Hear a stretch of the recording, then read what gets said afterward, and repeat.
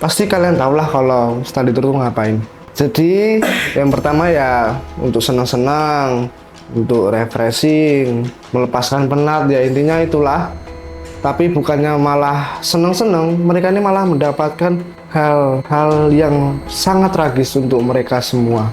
Katanya sih pengemudi ini membelokkan kapal terlalu tajam, hingga akhirnya kapal ini mengalami kehilangan keseimbangan. Barang-barang yang di bawah kapal tadi, yang barang-barang kargo, bergeser ke salah satu sisi. Alhasil, kapal itu menjadi miring dan lama-kelamaan kapal itu tenggelam.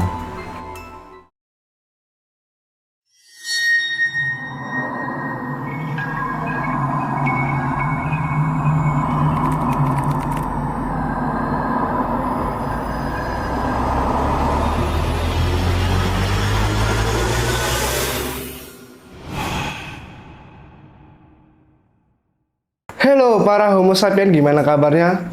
Terima kasih karena telah mengklik video ini. Kembali lagi bersama dengan gue, Mas Sopet. Tentunya kalian sudah tidak sabar lagi dengan peristiwa-peristiwa atau kejanggalan-kejanggalan pada video yang telah gue bahas sebelumnya. Sebenarnya pada kejadian itu ada teori konspirasi apa aja sih? Untuk mengingatkan saja buat kalian, yuk kita bareng-bareng bersama mendoakan para korban yang telah meninggal karena kejadian itu. Dan mudah-mudahan para korban ini bisa mendapatkan tempat yang baik di atas sana. Buat kalian yang masih belum subscribe channel ini, silahkan di subscribe terlebih dahulu supaya gue, Mas Sopet, bisa semangat untuk menyampaikan cerita-cerita yang menegangkan buat kalian semua. Oke, tanpa berbasa-basi lagi, let's go.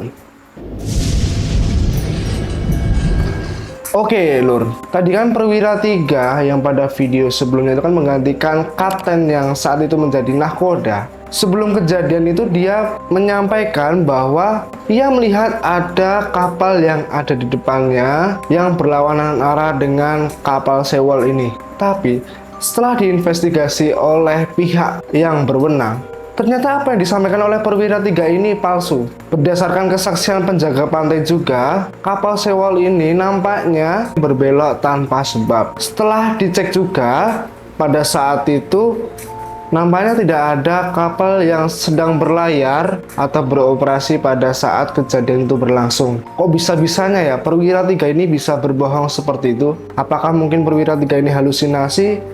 Atau mungkin ada sesuatu hal yang ia sembunyikan atau ia rencanakan mungkin dengan pihak tertentu? Gimana menurut kalian? Mungkin ini juga ada kaitannya dengan fakta yang kedua yang gue bahas ini. Jadi fakta kedua adalah kapal Sewol itu overweight atau kelebihan muatan. Kok bisa-bisanya ya kapal ini tuh padahal udah kelebihan beban, kok bisa-bisanya masih berlayar aja. Penambahan kabin mulai dari dek 3, dek 4, dek 5 itu membuat kapal ini menjadi lebih berat daripada sebelumnya. Dan tentunya ini juga menjadi sangat berbahaya buat kapal ini karena kapal ini tuh titik keseimbangannya bisa terganggu. Ditambah lagi ya lur, ternyata setelah diinvestigasi oleh pihak berwenang, ternyata kapal ini membawa barang-barang kargo sebanyak 3.608 ton. Coba kalian bayangkan beratnya tuh gimana.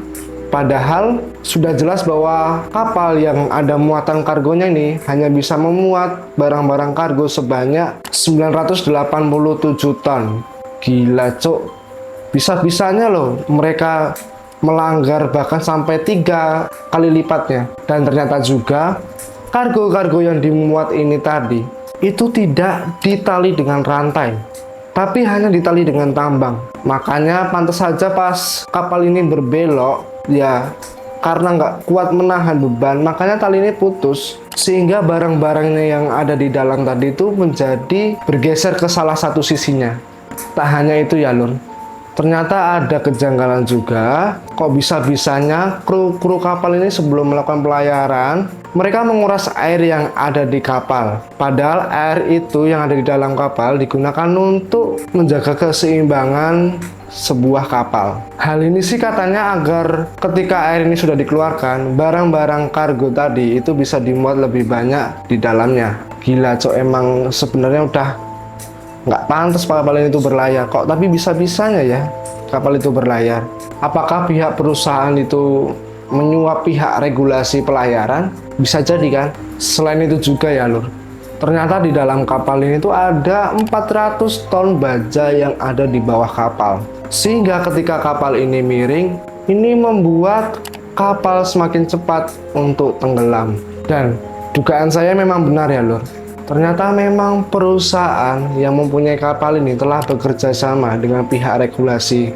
Katanya sih menurut informasi yang gua peroleh, pihak perusahaan ini menyuap pihak regulasi dengan iming-iming pihak regulasi ini akan diberikan jalan-jalan gratis ke sebuah pulau dan penginapannya juga tuh gratis. Cuman itu cok, bisa-bisanya meloloskan kapal itu.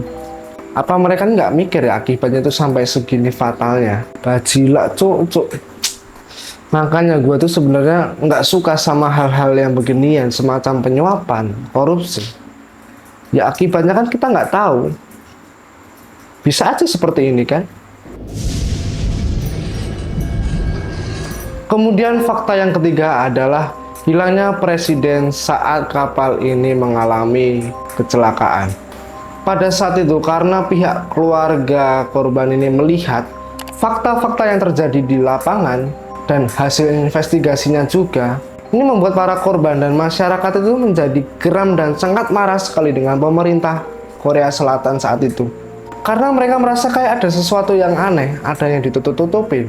Karena saat itu tuh pemerintah ini menutupi penyebab yang sebenarnya yang terjadi, mengapa kapal ini bisa mengalami kecelakaan. Ditambah lagi, bantuan dari pemerintah ini sangat lamban sekali, cok. Pantas saja mereka tuh sangat geram dan marah sekali dengan pemerintah. Kemudian pada saat proses evakuasi juga banyak sekali kejanggalan-kejanggalan yang ditemukan. Sebenarnya ya, pada saat itu, Korea Selatan ini sebenarnya mendapat bala bantuan dari Angkatan Laut Amerika Selatan. Tapi ya kok bisa-bisanya mereka menolak bantuan itu. Padahal kan Angkatan Laut Amerika Serikat ini ya kan pasti memiliki bekal ilmu di bidang kelautan, pasti tahu bagaimana penanggulan kejadian-kejadian seperti itu. Kok ya bisa ditolak? Kalian merasa aneh nggak? Tak hanya itu, keanehan itu terjadi ketika bala bantuan kapal ini kebanyakan dari kapal-kapal nelayan. Keanehan berikutnya ya lur, bantuan kapal yang datang dari pasukan penjaga pantai ini tidak langsung datang menyelamatkan para korban, tapi kapal ini malah muter-muter di sekitar kapal Sewol ini. Kok ya nggak mau mendekat, nggak mau nyelamatin penumpang, kok bisa-bisanya muter-muter terlebih dahulu? Ada apa sih sebenarnya? Ya mungkin kita positive thinking aja ya, mungkin dia mengecek lingkungan sekitar atau keadaan sekitar supaya mereka ini bisa apa ya, bisa mengatur strategi untuk menyelamatkan para penumpang.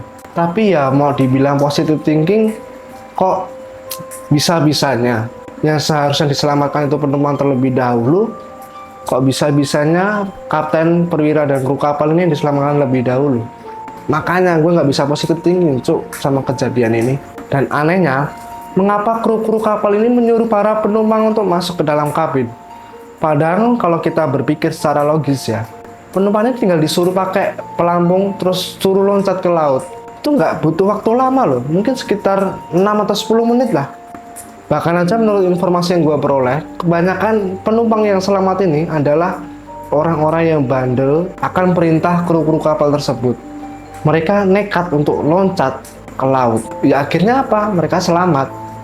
Kok ya bisa-bisanya cuma disuruh tenang di dalam kabin? Gimana ceritanya, cuk? Tapi ya seburuk-buruknya orang ya, tetap ada orang baiknya juga guys. Karena saat itu ada kru kapal yang sempat menolong dan mengutamakan keselamatan penumpang daripada dirinya. Alhasil kru kapal itu meninggal dan menjadi korban dalam kejadian kapal Sewol itu. Namanya adalah Park Ji Young.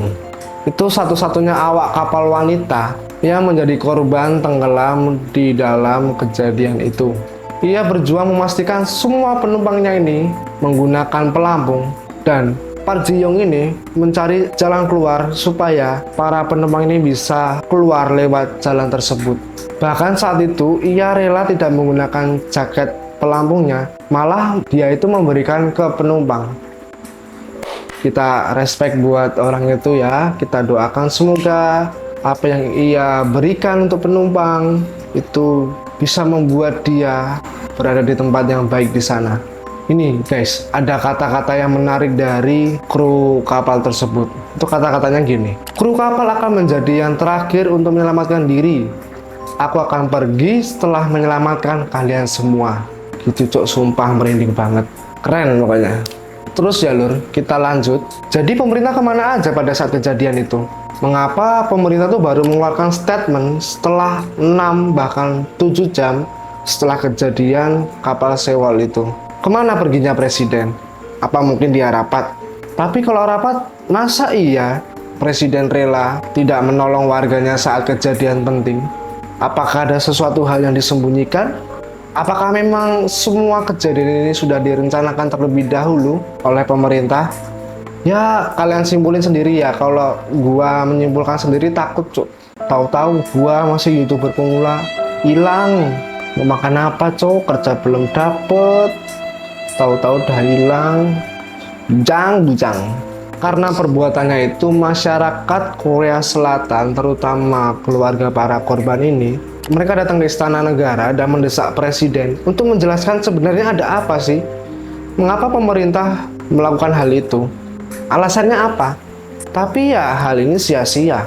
Karena saat mereka datang ke istana, penjaga di istana menolak dan tidak menjelaskan satu kata patah pun kepada masyarakat Korea Selatan yang datang ke istana negara.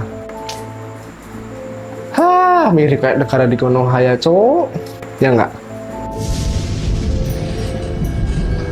Kejanggalan yang keempat itu adalah banyak sekali informasi-informasi yang salah yang dipublikasikan ke publik. Apa itu kesalahannya? Yang pertama, semua stasiun televisi, radio, maupun surat kabar lainnya itu menyampaikan bahwa semua penumpang yang ada di kapal Sewol ini selamat.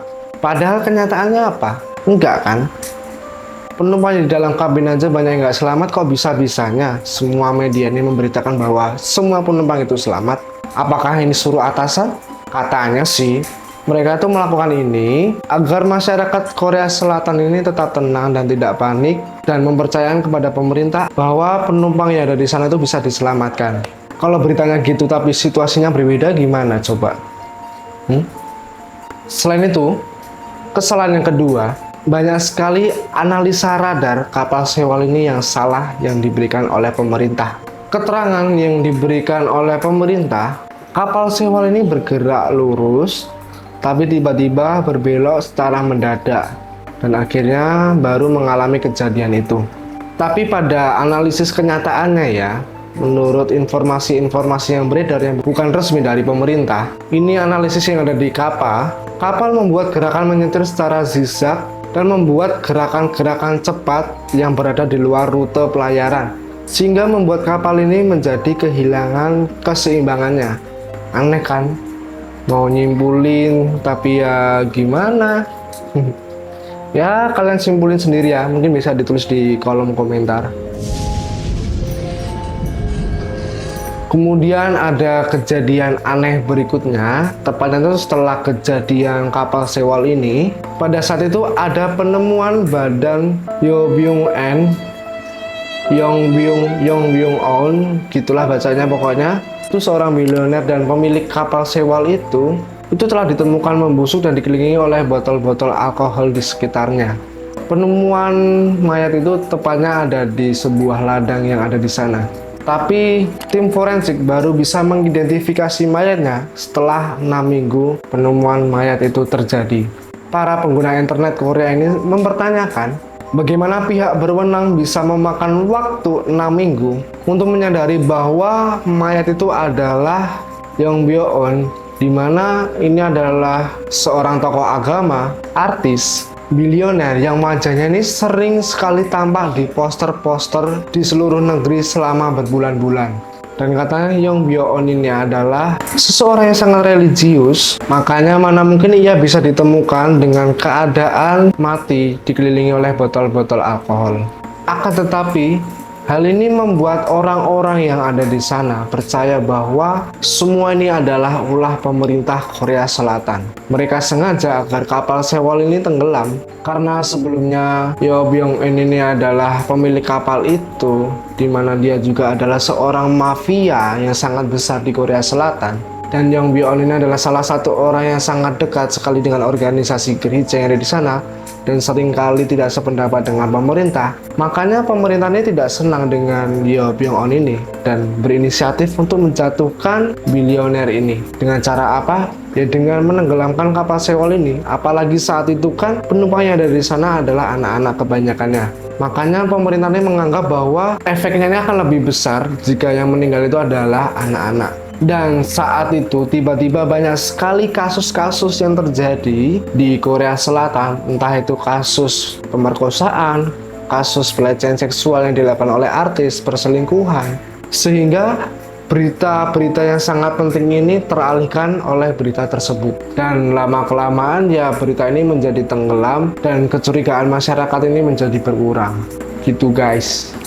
Mungkin itulah beberapa hal yang terjadi mengenai kapal Sewol, entah itu teori konspirasinya, kejadian-kejadiannya.